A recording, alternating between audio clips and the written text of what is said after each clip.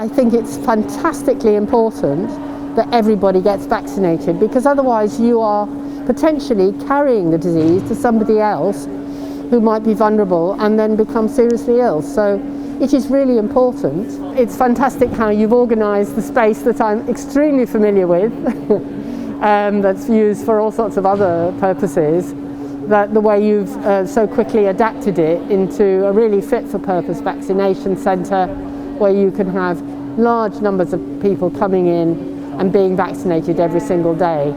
So this really complements the work that is being done by our GP practices and other community practitioners in smaller numbers. But GP practices don't have these sort of premises where you can socially distance people, have people resting for 15 minutes after they've had their vaccination to make sure that everything's fine before they go home. You know, this is an absolutely ideal place to be doing it, and I'm so proud that we are able to ensure that the whole population eventually will get vaccinated.